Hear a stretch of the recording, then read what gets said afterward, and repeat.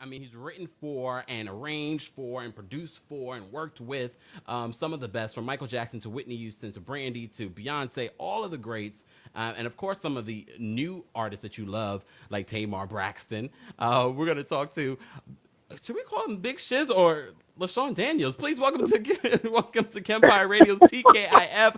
Lashawn Daniels in the building. What it do? What it do? What it do, Kemp? What's up with you, Pimpin? What it's looking like? We are doing great. First of all, you have made quite a name for yourself. One of the stars of Tamar and Vince. You and Tamar are just off the charts crazy together. Tamar is my sister. I love her. From day one, our personalities click because we both just crazy. But before we get into that, Kemp, I got a bone to pick with you. Oh, now everybody know my stance on my religion. Everybody know I'm a man of God. And I'm just going to tell you, you are not going to replace God with Kemp. Talking about Kemp is Friday. No, tell God is Friday. You are not God.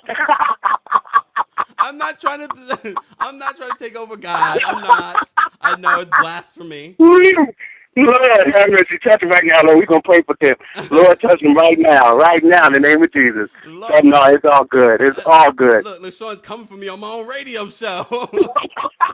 LaShawn, we have to, the thing is, I have such a respect for you and the whole Dark Child team. I appreciate that. You guys have a mark in music history and continue to spit out so much great music. And we've talked about you here on the show. Wow. I was doing an interview with... All good, right? Yeah, all good, all good. That's what I'm talking about. I was talking with Toby Gadd, who's a wonderful songwriter. And love Toby. And we were talking about, Brandy. And, Brandy's known for all of the great music that she's done over the last few years. And you were a part of that. And he had mentioned you during the interview because, a lot of people are like, those vocal arrangements, those background vocals and all of that. Can we just take a rewind and go all the way back? Because we have a lot of Brandy fans that listen to the show. And we want to be in the studio with you, Lashawn. You meet Brandy during the Never Say Never album, right? Absolutely. It was actually right before the Never Say Never album. Okay. Well, take us there, Lashawn. We finally got you here. We're not letting you go. But no, I'm here. And like I said, just let the listeners know that I'm fresh off the plane from Vegas. I'm on my iPhone, but I could not miss this opportunity. So if I lose the call, I'm calling right back. Come on, we're going to keep it hood a little bit. Look, I told you we're going to be the first one with reality radio. This is reality radio right here. But no, man, it was amazing the way the whole Brandy introduction started off between all of us.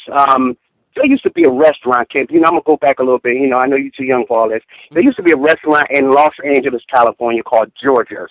Okay. Georgia's was it was the premier, one of the premier soul food restaurants. So one night, they used to have Thursdays and Friday nights always popping. So one of those nights, we were there, and we came across Brandy. And we were just fans of each other. Brandy had kept a tab on us in our earlier production years, and, she was just a fan. So the scene had got a bit packed. So we said, you know what, let's leave Georgia's, leave the crowd, leave the hype, and let's go to Jerry's Deli. Everybody in L.A. know what Jerry's Deli is. Mm-hmm. We went to Jerry's Deli. We kicked it almost half the night. I'm talking about click from hello, and we just kicked it, and the next week, we ended up in the studio together making music. It was beautiful. Wow. Okay, so Never Say Never. A lot of people, credit Dark Child for just an amazing chemistry with Brandy. Can you take us back to those days of being in the studio with Brandy and creating those vocal arrangements? I mean, you guys are known for those background vocals and those vocal arrangements. Let's talk about that. Well, let me tell you something, Kim. I have to be 100% honest, and I appreciate all the love. Everybody that knows me know that vocal production is something that is near and dear to my heart. So when I write these records, I count it a privilege to be able to get in with the artist and, just paint the picture the way we see it. But with Brandy, the way that took place, Brandy's talent, Brandy's tone, I think is one of the things that separates her today. I mean, when we went in to actually start cutting vocals on some of the songs we had written, it's just her tone and her talent just increased mine. So together, we just came up with some of the most outlandish, awkward things that you can possibly do while recording vocals. And I just have to say, it was the chemistry between her and I, sitting there in that studio, doing the vocals. Of course, Rodney and everybody was there and around, but when it came down to, we crunched so hard. While we were doing vocals on one song, Rodney was downstairs creating another song. So the long time that we had to do these vocals, her chemistry, her talent, her tone, I mean, when that girl is in the booth, it just speaks to you. You know what I mean? So you're able to go, your mind will go places you won't normally go because you're dealing with a force and a talent right in front of you that just is not the ordinary. So you're allowed to create and think up and come up with things that's just amazing. And I got to say, if it wasn't, for her tone, her voice, and, the way she did things, I don't believe none of that stuff would have came out the way it did. It's just, she was the paint and we were the canvas. Wow. I'm preaching up in here, big shiz. If you guys just tuned in to TKIF, we are here with, of course, songwriter, singer, too. We can't forget about that. Producer, lightweight, and reality TV star Lashawn Daniels is finally here. Lashawn, so, you were just talking about Never Say Never. Let's talk about her classic album. So many people credit this album as her height, Full Moon. Let's talk about when you guys went in to create that album. Wow. When we went into Full Moon, we fully transitioned to Miami, Florida. We shut out a spot called KEMPIRE Hit Factory, and we had the spot. Thank God for people like Craig Cowman, who is still the head of Atlantic Records. And just, it's just, he trusted us. I can't forget Paris Davis, who was Brandy's A&R at the time, who paved the way for us. They literally locked us in the studio and said, have fun, do what you guys do. So we were able to lock down KEMPIRE Hit Factory, Miami, Florida. Now, mind you, we all at the time were just slightly out of our teens. And, we had access to studio. We had access to food. I mean, we just had a great time. We were able to really live the album. So it wasn't, one song here, one song there. We were able to sit, sleep, think, vibe with each other for days upon days to just put together the map that we felt would project her artistry the best. And, I think that's why, even going back to the Never Say Never album, Never Say Never and Full Moon, I think those albums, sonically, lyrically, everything, every aspect of music was just perfect because we had a chance to physically live with each other's and live with each other's gifts. When we locked in to do Full Moon, we didn't sleep. Wow. We did not sleep, and we didn't want to sleep. You know what I mean? We just locked in and created great records. We were there, we fooled, we clowned, we did a bunch of stuff together. It was just amazing. And Full Moon was the birth child of that. And I think it sounds like it. Most definitely. I mean, everyone goes back to that album as one of her best albums of her career. And Brandy had some ups and downs in her career. Have you heard her new album, 211? And what are your thoughts on it? I have not heard the entire album in its entirety. Brandy called me in early on to do some vocal production with her. And, of course, whenever she calls, I'm there, absolutely. Times change, things change. So we move and shake a bit differently. But when she called me to do the songs that I did do, I was a fan of them. I loved them. I think with Brandy and, of course, we're living in a different day as far as record sales and all of that type of stuff. But like I said to you a minute ago, Kemp, we were able to camp out and physically live with each other to create these albums. You know what I mean? And like I told you right before that, her gift, her talent is what spoke to us. I think, with the newest projects, people were just fans of her old work. And there was no innovation, when it comes to Brandy. Brandy is like a freaking, let me tell you something, she can take over the world if she's vibed out the correct way. And I think a lot of people are, they didn't push the envelope as much as I would like, but the songs that I did hear and the songs that I was a part of doing the vocal production, I think she sounded amazing and she did great. What songs were you a part of? She sounded great. Wow. You want to put me on blast like that, Kemp? Right. Let's go. Because I know the fans, I'm listening to the fans. The fans are saying, oh, so what song did you work on? I did the vocal production. Now, of course, you guys know when we go in and do records, they're under working titles. So I'm not sure what the finished product title is, but I know it's the Frank Ocean record. Oh, the Scared of record that Beautiful. Frank Ocean had written. Right, Mm-hmm. right. And I did the vocals for that, and that night was just, again, and I have to be careful. I think one of my gifts is I'm able to separate myself when it comes to her because I can listen to the song beforehand Mm-hmm. and say, okay, is this a great record? You have to be careful with Brandy because whatever she sings is going to be amazing. I So know. she can very well sing a whack record, and the record is amazing. Mm-hmm. You know what I mean? So you have to analyze the record before she gets on it Mm-hmm. because she's going to make everything sound good. So is it Scared of Beautiful? Is that the name of the title? Mm-hmm. The final product? Yep. Scared of Beautiful. I love the record. I was a Frank Ocean fan. You know what I mean? The record was amazing. We went in and did a great job with it. Lashawn Daniels, first of all, I mean, we're not going to spend the entire night talking about Brandy because you've worked with No, it's all good. so many artists. But I knew that the Brandy fans that listen to the show wanted to know about those sessions. Was there a session, something from either Never Say Never or Full Moon that stood out to you, like a memory that you have? Well, Kemp, anybody that knows me knows that I am super low key. Mm. And the song Like This, Which we just played. when you just played that record, Mm-hmm. in the bridge, I did, of course we did reference things in creating the record. When the bridge came about, there are some vocals that I had just, on the reference part of it. And we left them there. Mm-hmm. And we weren't supposed to make the full album or the final album, Mm-hmm. but I was shocked as I don't know what when the record came out and those vocals were still there. If y'all hear the dude singing in the bridge, that's me. So I mean that was one of the best times because when we talked about it afterwards, Brandy was just like, I really think you should stay. Like people should know. She actually at one point was talking about us doing a duet, but ain't nobody, I don't do that. I stay in my lane. I think that's why everybody likes to work with me. Like, and I applaud the artists, the songwriters who are artists and, have to do their thing. But I'm a songwriter. You know what I mean? Like, I can't, today I feel like I can't stand up on the stage with Brandy when it's time to sing. Are you serious? She will smash me. But, that time was amazing because she was like, Shiz, I really think, they should be there. Like, you added an element to the record, and I just think the world should know and all that. So that part was really touching for me because it let me know she respect what I did. You know what I mean?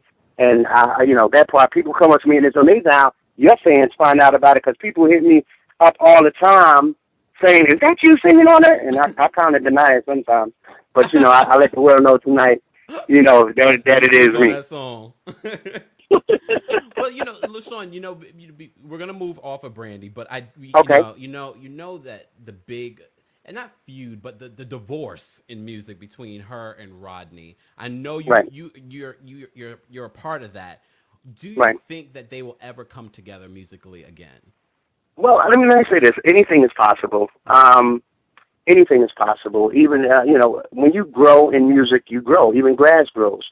You know what I mean? And, a lot of time when we first started, we were young. Mm-hmm. You know what I mean? Not to negate all the magic that we created together, but, we've grown. And when you grow, you start to see things a bit differently. You start to move in your own direction. Mm-hmm. And nobody is mad at that. It's what you have to do. But I can't say that it will never happen again. You know what I mean? Mm-hmm. I'm not sure. Rodney and I remain great friends. Rodney and I don't work together as much anymore. Mm-hmm. But nothing is impossible, Nothing is impossible because what I do know is Rodney respects Brandy and Brandy respects Rodney. Mm. Lashawn, in your tenure with Darkchild and working with them, you've worked with people like Toni Braxton, Whitney Houston, and all that. Let's talk. Can you take us back to "He Wasn't Man Enough"? That song. Wow, Kim, you making me feel old, man. Come on, son. It's so crazy because I got to say this to you before we continue. Uh-huh. My mentality is this: I don't acknowledge the past records because, I'm not saying that it's right or wrong, but in this industry. Mm-hmm. You have to be current in what you're doing. Mm-hmm. So, while we music lovers can reminisce on the past, mm-hmm. nobody really cares about that. So my mental capacity is I go up and I wake up every day when I go into the studio with whatever artist, I attack the record and the creative process as if I haven't seen any success or I haven't seen a number one or anything like that. So I just attack it. So a lot of times when you bring up these records, you're shocking me because I'm like, wow, okay, now I got to get my mental back on that. But Toni Braxton, He Wasn't Man Enough for Me was, again, one of the most funnest sessions. Is funnest a word, Kemp? Don't judge me. Nope. I'm just gonna let you have that one. We're gonna skip right over that, Lashawn. We're just gonna skip right on over that. Wait, man. This is reality radio. It was the thinnest sessions I've ever had. Huge shout out to Harvey Mason Jr. He was with us, a part of the Dark Child camp at that time. And Toni came in. Again, these people trusted us. You know what I mean? They trust our ability. They trust our talent. And when they came in to do these records, they was just like, do what you guys do. And, the rest is history. So the He Wasn't Man Enough for Me record came so amazingly. At that time, I was a big hip-hop head. And, I don't want to reveal anything without getting in trouble, but if you listen close to the Toni Braxton He Wasn't Man Enough for Me verses, you will hear, I guess, sprinkles of a hip-hop record. I'll even give you the record. Well, I'll give you the artist. And then if the fans later on, if y'all figure out, hit Kemp up on Twitter, hit me up on Twitter, and if y'all figure it out, the inspiration for this song, I'll let you know whether you're right or wrong. But there's a Nas inspiration to the Toni Braxton Man Enough for Me melody. If anybody can figure out which Nas record the elements of the melody came from, which part of the song on any Nas record, y'all got to figure that out. I might have to give y'all $100 or something. Oh my God! Because that you throw money in there. Hold up. That is a big one. But again, it was just being fans of music. You know what I mean? That session was great. Toni Braxton, we could not believe that we were in the studio with Toni Braxton. We could not believe it. You know what I mean? And of course, being fans of the music and being fans of the craft, she's coming out fresh off with Babyface and, oh my God, people we looked up to. And then we went in to do the single, and then let alone coming up with the first single. Oh my God, it was just some of the best times of our lives. Michael Jackson, those sessions. I mean, that was really like his last full album that you guys worked on. Right. Right. Can you talk? I mean, we have such, we're a music station, so we have a high respect for Michael Jackson. So I know you guys did as well. What were those sessions like with Michael Jackson? The greatest. Oh my God, Kim. Oh my God. That's all I can say. We worked out of a studio in LA called Record One. And the first day, we were there maybe a month before Mike came in. And, we had all our ideas down, all our melodies down, everything. So when Mike finally came in, it was like the president coming in. The place was swept. Security came in. It was going crazy. It was going berserk. And he came into the room, and surprisingly, he knew who each one of us was. Wow. And what we did as respect to the project and even in our gifts and in our talents. Mike today was so in tune with music as a whole, that the stuff he told us still blows my mind. But the most craziest moment is, of course, Rodney had the initial introduction with Michael and going in. So it came time to play Michael some ideas of the music. And what we did with Michael, because he is a great songwriter, he was a great songwriter, and everything he did, what we did in that instant, we had the tracks, and what we did was we put the rhythm of the melodies down. Okay. So when he came in, he could hear the basic idea of what we wanted to do, but allow him to be a part of the creative process of lyrics and all that type of stuff. So there was one record, and it was, You Rock My World.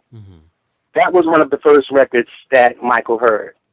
So after he heard the record, he had Rodney to just play the track, and he said to Rodney, who's the guy who's doing the melodies? It was me. So I came in the room. Michael's standing there like freaking Michael Jackson. First of all, let's not get it twisted. No way, shape, or form. I don't care who you are. If Michael if he was still here, may rest in peace. But if he was still here, I don't care who you are. If Michael walks in the room, you are along with groupie. Stop playing. Your kids are playing. It ain't got nothing to do with nothing. It ain't no past. It ain't no nothing. Stop playing. Michael walk in the room, you're an instant groupie. So Mike is like, who's this guy singing? So I came in the room. Mm-hmm. So Mike comes up to me and say, Rodney, just play the track.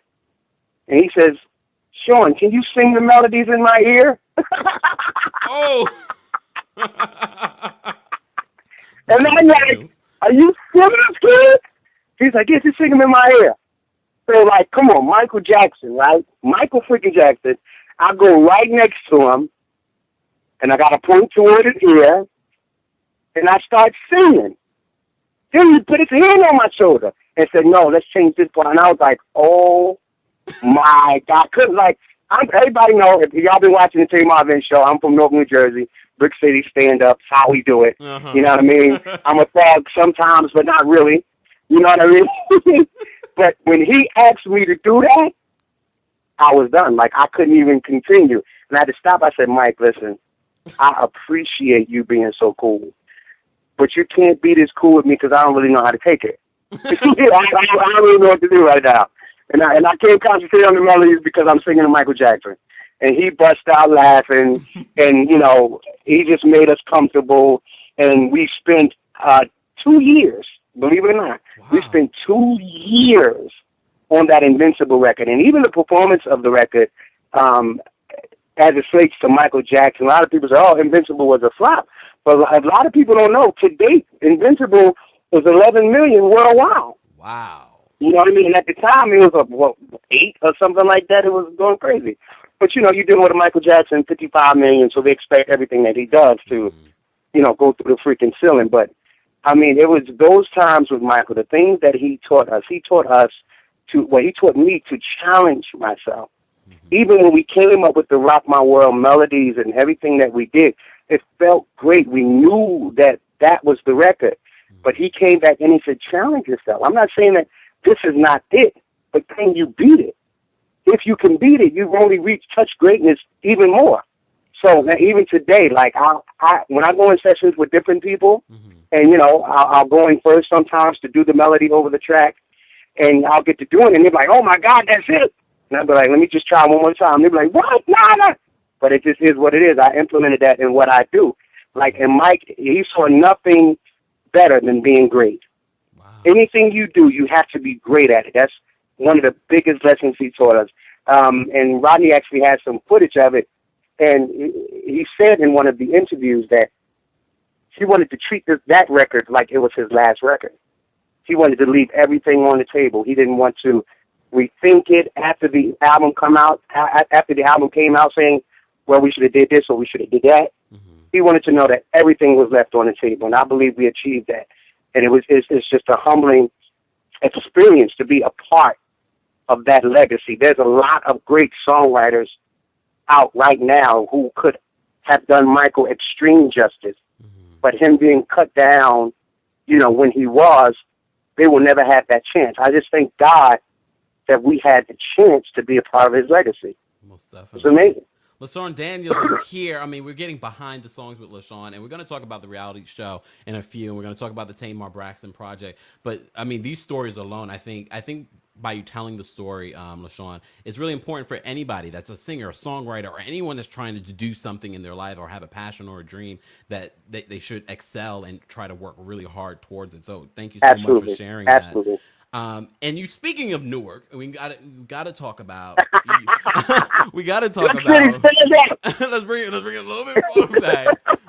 Your sessions with the late and great Whitney Houston. I mean, I'm looking at your career and I'm like, oh my gosh, Whitney Houston. Right. Well, I'm doing the same thing, Tim. Can we go to the sessions It's with Whitney unbelievable. Houston? That was her first album after producing and releasing so many different soundtracks right before. So this was like her first, full length album. Can you talk about those sessions with Whitney? Let me tell you something. Those sessions with Whitney, it's crazy. I know it's going to sound crazy when I say this, but I'll tell you as a guy's honest truth. I don't even remember working with Whitney. Mm. Whitney embraced us so much. She welcomed us into her home. We were in her kitchen.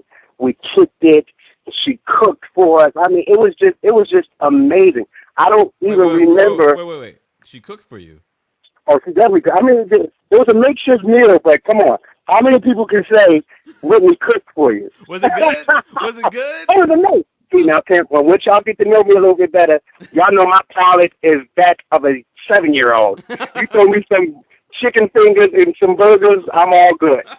It's all good. But she did, like, we were able to go to her home, and her home was beautiful, of course, and we stayed in her house. Her studio was in her home. We did not, stay in any hotels. We stayed with her at her house doing these records. And it was just, it was just mind-blowing because she taught us. She gave us different things to look out for. She gave us different keys, and that's one of the things that Michael did as well. He gave us the scape of business to actually change business today. Like a lot of people doing publishing deals and even doing the ASCAP and BMI deals, ASCAP and BMI, nobody was getting advances before Michael turned us on to that. But Whitney did the same thing. Like she just poured into us, and that was the grace. That is the legend. That is the respect of it all, because those people took their time. These legends took time to teach us. You know what I mean? And it's I always say information is the new currency. You know what I mean? Because the more you know, the better off you'll do. But they took the time to pour into us, to pour into our talents, to pour into our gifts. And, by the time they got finished doing that, the records came secondary, because after we had learned and after we had church and we got to testifying and she got to testifying, it was amazing. The records came after, and I believe the music shows for that. I was in a meeting maybe 2-3 years ago with Jimmy Jam and Terry Lewis, and one of the things they said to me is, do not put pressure on music, because the music does not like it. And that was the most profound thing I've ever heard. And I think if you rewind the hands of time, you can go back and listen to those records from Whitney to Michael to Brandy to everybody and just hear that they were just fun. It was our talent running wild, doing what we needed to do, because there was no pressure. We didn't have the pressure of the politics or anything else like that. I mean, it was just amazing. And we came up with Whitney with It's Not Right, But It's Okay. And it's crazy because It's Not Right, But It's Okay is a freaking true story. Now, everybody know I'm married. Shout out to my boo, April. She in the house or something, I think I'm in trouble because I was supposed to bring something to the house, but I'm going to blame it on you, Kemp. It's your fault. It's absolutely your fault. You taking this one. But everybody knows that I'm married, but, the story from It's Not Right, But It's Okay, if you guys just take the time to listen to the storyline, the first verse, that is an actual true story. You know what I mean? And it's crazy because that's my true story. You know what I mean? I went out with, some random girl, and I had another girlfriend at the time. My girlfriend found the receipt in my glove box, and she's like, oh, so you and Junior, my brother Junior. She's like, you and shout out to Junior. Levy stood up. Levy stood up. He was like, if you and Junior went out, why is it 6 of y'all on the receipt? I was like, shoot. It was crazy. So if you listen to that verse from It's Not Right, But It's Okay, it's a true story. We went through that. But that came from Whitney saying to us, put your experiences down.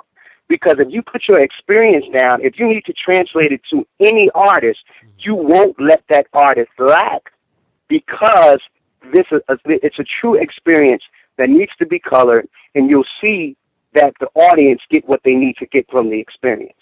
You know what I mean?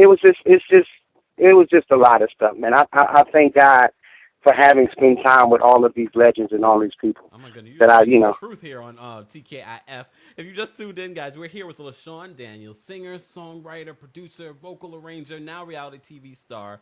Okay, so quickly, I want to run through some other things before we have to let you go. Okay. I want to know some stories behind working with Beyonce and Destiny's Child. Wow. Beyonce, Destiny's Child. I mean, what can I say? Beyonce is the only artist who can stand flat-footed in the middle of the studio, not even have to go into the vocal booth. I believe I played Lose My Breath. Lose My Breath, she didn't step 1 foot in the vocal booth. She sang that song in the middle of the control room with the mic set up and absolutely destroyed it, like massacred it. Taking time to perfect their craft, I think Beyonce is the best that did it. Kelly and Michelle, oh my God. Like, I just worked with Kelly 2-3 weeks ago, and there's a lot of music that we have to do to cater to the times, to cater to radio. That's why I thank God for KEMPIRE Radio, because he's his own MD, his own MP, right, all of that type of stuff. He does, and he keeps the music true. But it's music that we have to do to cater to the times, to cater to the what the radio requests. But I was in the studio with Kelly maybe 2-3 weeks ago, and let me tell you something. When she sings, oh my God! Like, you just get it. Like, me as a creative person in writing these songs and doing a vocal production, you're only inspired by who you're working with. And let me tell you, when she got in that booth, when Kelly got in that booth, and she began to sing that song, like the whole landscape of the song changed, because her tone was just talking and dictated something else, and the record came out amazing. She's getting ready to put out a new album, so look for that joint. Whoa, okay, I don't want to. Oh, you can't just start saying stuff like that and not tell us a little bit more about the song. I'm just who saying, wrote I can't it? really Who produced it? Listen, I can't get into all that, Kim. I'm giving you too much as is. You about to give me fans. You about to give me take it down. I can't give too much information. And then shout out to Michelle. I spoke to Michelle Friday. Okay. Michelle will be back in L.A., and we getting in with Michelle, and we just going to do some magic. We're going to do what we do. Can you tell Kelly and Michelle to come on the show? Kelly follows me on Twitter, but she won't respond. She probably don't know your official, Kemp. I'm going to let everybody know Kemp is official. Brandy's been on the show like 500 times. See, Brandy. Shout out to Brandy. Everybody. I'm going to let Kelly know. Kels, we need you on the show, Kels. Stop playing.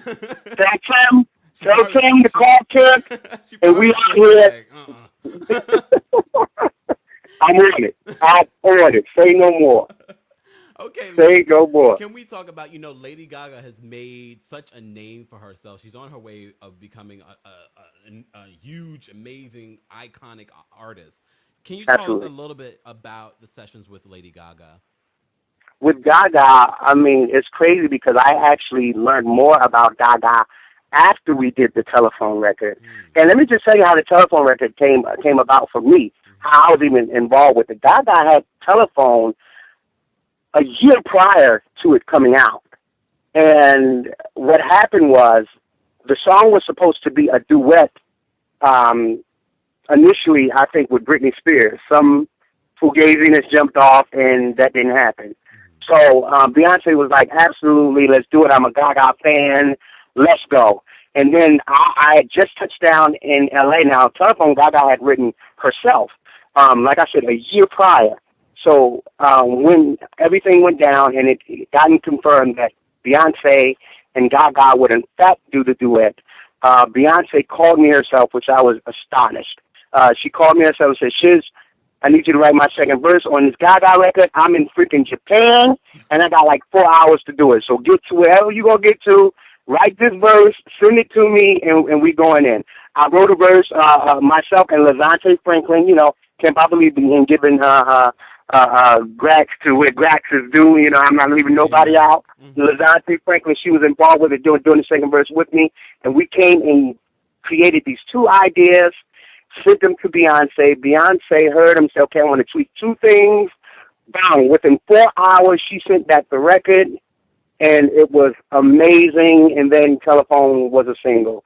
Like I said, initially, I had a chance to get to know Gaga better after. Thank God to my home events Big shout out to VH, Vincent Herbert, holding me Can you down, come on the show too, teaching me, Lord?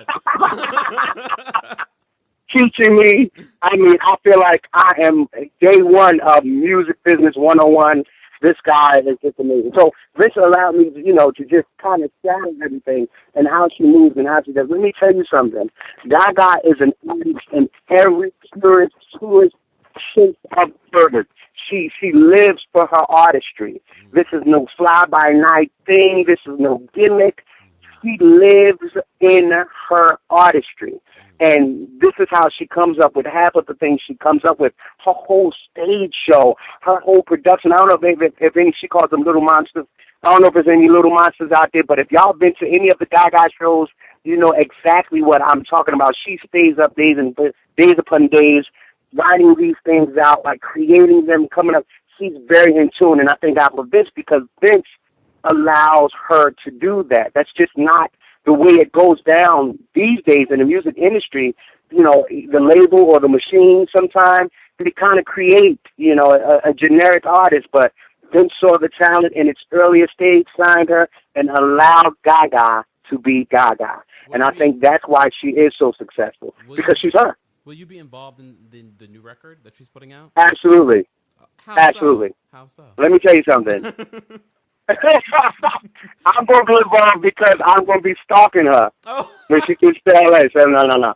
I definitely will be involved with the record because, like I said, Vince is my man. You know what I mean? He's my guy. But I don't base, work off of just being friends. Like, I believe you have to earn, what you get. And I'm saying yes now because when she comes to LA, I've been working on joints for her right now that, is going to be insane. So when she gets here, I'll play them. And I'm saying yes right now. Big Shiz will definitely be on the new Gaga album. But when you approach, Lashawn Daniels, when you approach these records, let's say for a Lady Gaga, like what sound are you going with when you create these records for her? Like what can we expect from the records that you're producing specifically for her? Well, this is what I do, Kemp, and I know you're saying specifically, but this is my rule of thumb and what I do. Mm-hmm. What I do is when I go with any artist, I try to live that artist for some time. I try to spend time with their work. Now, that's a pro and a con because some people misinterpret that. No artist wants to do what they've done already. So I think the twist of that is me spending time with their past work and then implementing what I do to bring to the table, or how I would do things, or, just the way my melodies are, but trying to keep them in that same venue to where it can go somewhere, where it can be crazy. I think that's the edge of it because they feel like, okay, this record was tailor-made for me, but then there's edge to it too, which is what Lashawn Daniels, what he brings. Don't think I'm talking about myself in the third person. I just wanted to say that so I could be clear. But I have to do what I feel like the people want to hear. You know what I mean? I'm a fan first, Kent. I'm a fan first. I'm a fan of all of these artists. So, like, when people are getting off work on Fridays, not TKIF, but TG. It's TKIF, damn it. When they're getting off work, they just notice about that weekend facing them. So they playing their favorite artist. They're getting in the mood. They setting it up. That's me. You know what I mean? But that's me going into the studio with these artists. Yeah. You know what I mean? I'm a fan first, so I try and implement what I do on their stage, period. Lashawn, you spoke about Vince, and that's a perfect segue for us to talk about reality TV, and you getting involved in this particular project. Were you hesitant to be a part of this, reality show? That's, a huge success for Tamar and Vince. Because now we really know who Lashawn Daniels is. Before we kind of knew about the work and everything like that, but I did my best to stay low, Tim. I do it. Let me tell you something. A lot of people didn't know me because that's the way I needed it. You know what I mean? Like I'm just a low key guy. I like good people, and when the opportunity came for me and my family, me April, to do the show, let me tell you this. There need not be another camera. I don't have to do another record. I love Vince and I love Tamar. These people at a critical time in my life just came in and redefined what love really is supposed to be. Wow. You know what I mean? They really just made me forget. I say fugaziness. I've been through a lot of fugazi stuff in my life, and these people wanting nothing, needing nothing, came in and showed me and my family what love really is. So when the opportunity came to be a part of the show, I mean, we were just doing what we did, but now cameras were there. You know what I mean? Vincent Tamar has been a great help to me and April, and I feel like me and April do our best to be a great help to them. You know what I mean? Being married to someone, you know, being in love, it's not easy, but the reward is great. So I think a lot of people in their marriages and in their relationship, I think they fail because they go through things and they think in their minds that they are the only people going through those things at that certain time. They feel like I'm the only one in a relationship going through this. But the truth is, if people would just be real and tell you the truth is you are not. Married people go up and down. I think the anchor, the nucleus of it all has to be God. And it has to be love. You know what I mean? To keep you. You know, I think if more people would just tell the truth in their relationship, there will be less divorces. There will be less heartbreak because, you know, you go up and down. You know, the beautiful part of it is knowing that you can go up and down with one person. You ain't got to be all over the place. You know what I mean? I'm committed to April. Vince is committed to Tamar. And do we fight? Me and Vince have a saying that we say, we love hard. We love hard. So when we love hard, we fight hard. You know, it is what it is. But let me tell you something. I know today there's no other woman on this earth that I want outside of April. I know today there's no other woman that Vince wants outside of Tamar. And, you know, the cameras are there, and you know, TV is TV, so they do a lot of editing. There is nothing scripted. Everything we do, we do. You know what I mean? So a lot of times people just form their opinions to try and throw darts and tear something down without knowing the truth. Y'all married, some married people can sit out there and front if y'all want to. Everyone argues. Well, that is just it. Lashawn, the big thing that we brought, because we talk about the show weekly here on the show, here right. on TKIF, and one of the things that one of the things that I mentioned was the fight that happened while you guys were on vacation together, and I said, right. and this is just my rule of thumb, when I'm in a relationship, I'm not going to be arguing in front of our friends. I felt uncomfortable for you and April because I just felt like, oh my gosh, are they really having? No, see, but that depends on how you define the word, Kemp. Like, if you are my friend, if you are my friend, you know what I mean? I can do whatever I need to do in front of you, especially when it comes down to my relationship, because a friend is going to have the best regard for your relationship. A friend can step in and say, yo, you're bugging right now, okay? Calm down. You know, you're tripping. You know, and a lot of things took place off camera, you know, that wasn't said. But let me tell you something. If people had now Kim, you got to understand what I'm saying. I ain't talking about somebody that you say, oh, that's my homie. That's my dude. No, I'm talking about a friend. The Bible says a friend sticks closer than any brother. You understand what I'm saying? And he that has friends must show himself friendly. What? Yes. I'm telling you. So when you have friends will keep it live with you. And the most important thing is they will hold you accountable to your actions. A fake friend is not going to do that. If you are arguing or having conversations around people and they just yesing you to death, I would advise you, you know, to just check your friendship. But if you are around, let me tell you something, a true friend is going to let you know. My 7th grade teacher, Miss Wilkerson, told me, you people run around here thinking you have friends in 7th grade. You don't know what friendship is. A friend is someone that would give their life for you. Understand what I'm saying? Understand what I'm saying? A friend will keep you. A friend is someone you can let off steam to. You don't have to go, and that's a lot. A lot of people need more friends because some of these husbands and some of these wives will go off letting off steam to the wrong people, and the people they're letting off steam to end up moving in on their territory. No, get you some real friends. Get you some real friends who are going to say, no, you're bugging. Stop it. You No, I'm telling. Well, I have to say, you did change my perspective on it. Thank you for breaking it down. I'm glad I Absolutely. asked you that question. Before we let you go, because we've been talking for over 45 minutes, so we appreciate Oh you man, taking it's all time. good. We really do appreciate you taking time and telling us all these great Absolutely. stories about Whitney, Michael, Brandy.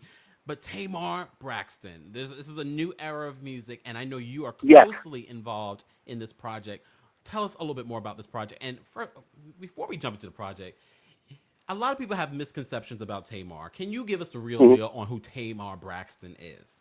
Let me tell you something. Tamar is the most selfless person I know. Her heart is so big. And when it comes down to her family, when it comes down to her sisters, and when it comes down to everybody, who she lets in her circle and who she's around, she has no other interest but to make sure you're well and to make sure you're good. That's who she's been. I've been knowing Tamar. I knew them before they got married. I've been knowing her since the Man Enough for Me days, and she is just a loving person. And a lot of people just think that she goes off at the mouth. It's not that. She's actually giving you what she thinks. Like, she's not going to sugarcoat it, and she'll wear that hat in any situation. You know what I mean? Whether you're right or whether you're wrong. She'll let it go. Like, I have to get on sometimes. Tamar, stop responding to these people on Twitter, but she's a real person. So she's going to tell you how she feels. She's not going to fake. She's not going to front. Tamar is one of the most loving, selfless persons I know. You know what I mean? Her heart is huge. A lot of people just miscredit or just misread, what she does. But let me tell you something. If you were her friend, you would have a blast when you see her going off with somebody. You'd be Because it's encouraging her, huh? hilarious. But she keeping it live, and there's no filter to her, and that just gets misinterpreted sometimes because she's like that, whether it's an audience or whether it's not. She's going to keep it live with you. I don't care what it is. Let me tell you something. Me and April have been through things, and I had to call Tamar, like I call her Marty thing. I'm like, Marty, am I bugging? Like, give me the woman edge on this. And she'd be like, Sis, did you bump your head?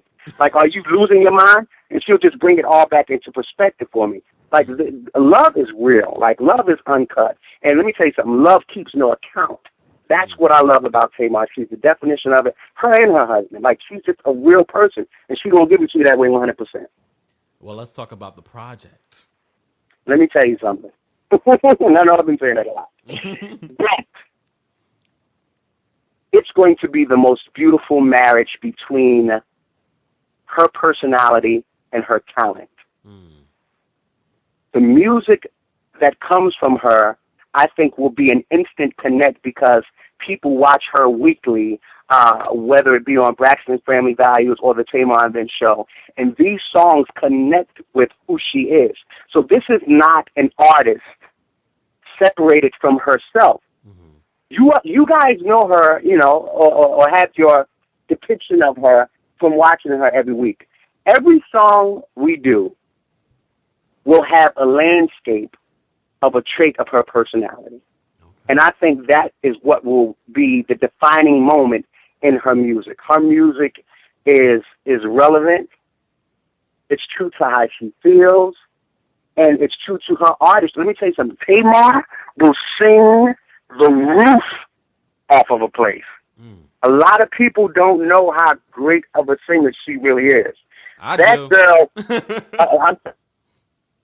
that girl can sing the roof down. So it's just not no fluke. It's not no a personality who wants to become a singer. No, she's a singer first. Don't ever get that twisted. She's an artist first. Her personality makes room for it. Just like the Bible says, your gift will make room for you. And I think when she puts it all on this album, I think she's going to achieve what some people can't achieve nowadays because of her transparency in her music and in her singing. I just can't wait for everybody to hear it. Is it a lot of up tempos, mid tempos, or ballads? What are we gonna get from it? Come on. Let me tell you, she has a few. Y'all know Tamar like to get live. Like when she goes to the club, she want to have a good time. So she has a few records that caters to the people that want to have a good time, and then she has a record that caters to the people in a relationship that's going through some hard times. Like, the landscape is broad. I feel like she has something that's going to cater to everyone via up-tempo, mid-tempo, or ballad. All of those are there. When can we expect the first single? The first single you should expect now. Don't get me in trouble, but y'all ain't hear it from me, but you can expect it in like a couple of weeks. Okay. You know what I mean? Y'all got remnants of it from the show, yes. And y'all can expect her album first quarter, top of the year. Oh, okay. Like, I just cannot wait for everybody to get in bed with this, because it's going to be amazing. And I've channeled all my energy into this Tamar project. I've even turned down a few things, but like, she's my sister. I want to see her win. If I didn't know her and she sang for me on the street, I would believe in her talent, because she's amazing. So you add that with the love that I have for her, I want to make sure she wins. So I'm channeling all my energy, all my focus into her project, as well as Vince. Y'all know Vince. Don't let Vince pick up the backbone. Y'all know he got it. If he picked that backbone up, it's a wrap for everybody on these streets. Can we expect a season 2 of Tamar and Vince, and will you be a part of that? If that happens? I don't know, Kim. I got to be honest with you. I don't know. There's a lot on Tamar right now, and even at Fringe, we discuss my wife and I, we're concerned about her well-being. Most likely there will be a season 2, but right now we're urging them to take some time, for themselves, because, like I said, I just got off a plane from Vegas. We all were in Vegas shooting a bit of footage for the show, and she had to do, the Soul Train Awards and all that type of stuff. But the time she touched down in Vegas, and we were there for 3 days, it was non-stop for her. Wow. And I'm seeing that pattern now, because she's just been going crazy. So I'm sure there will be a second season, and that will definitely be involved with it, but, y'all just pray for us. Lashawn Daniels. Here, first of all, so Lashawn, you've been family of the show for a very long time, because we've just been trying to find the right time and space for you to be here. And of course, I think this was the perfect time, and I hope you'll come back. You can't beat God's timing, my brother. No, you cannot. You cannot. And of course, I'll be back, champ. It is what it is. And then you need to bring some friends. Like, can you bring Tamar? Can you bring let me tell you something. We're going to have a Lashawn Daniels and Friends night. Y'all hit Kemp up on Twitter. Hit me up on Twitter. Y'all let me know who y'all want to bring with me. Y'all tell Pimp who y'all want me to bring with me. And we just going to have a night of family, fun, love, and music right here on KEMPIRE Radio. Lashawn, before we let you go, any advice for up-and-coming artists? You've given so much knowledge tonight, so thank you for that. But any advice? We have a lot of artists that come through here on the show that are up-and-coming, that want to either be a songwriter or be an artist. What advice would you give to the artists, and what advice would you give to the songwriters? My advice is it can go around for everybody. And I know it's going to, you have to read into what I'm saying. Take it in its very literal sense. My thing is stay true to what you're doing. Right now, there is more opportunity than Beyonce had when she came out. There's more opportunity than when Whitney came out. There's more opportunity than when Michael came out. And what I mean by that is we have so many different streams to where your talent can be heard. And if you stay true to your talent, let me tell you something. The machines and everyone else looking for talent will find you. A lot of people don't know, like, in these record labels, there's people that sit in the office day in and day out and surf YouTube, looking for that next sensation, looking for that next talent. So if you stay true to it, you don't have to have $1 million to make your voice heard. Stay true to what you do, YouTube it, Twitter, Facebook, all of that type of stuff. If you're staying true to your talent will not let everything else starve. You know what I mean? Mm-hmm. If you stay true to your talent, whether it's songwriting, whether it's singing, if you stay true to it and you commit yourself to it, you will be heard. Amen. To preacher man Lashawn Daniels. Y'all join in and make sure you sing your tithes. Kemp, I'm gonna tell them what they sing their tithes and they offering to for the KEMPIRE radio station. And I'm gonna send y'all a blessed CD. I'm gonna send y'all a blessed prayer call. I'm gonna send y'all a great CD, but it's gonna be blessed. Lashawn Danger, we're going to be posting links so you guys can follow him on Twitter and everything like that. We appreciate you coming here and sharing the stories behind the songs. And, of Absolutely. course, talking about the new reality television show, Tamar and Vince. Make sure you guys check that out on WeTV. Check out WeTV.com for more information on your local listings. Lashawn, you have to come back. We appreciate you. We're going to jump into It's Not Right, But It's Okay by the late, great Whitney Houston. Let's do it. Let's do it. I love y'all. Everybody hit me up on Twitter. I'm here. Thanks so much, Lashawn. Have a great night. All right, you too, man. Here's It's Not Right, But It's Okay. Whitney Houston, y'all, here on KEMPIRE Radio's TKIF.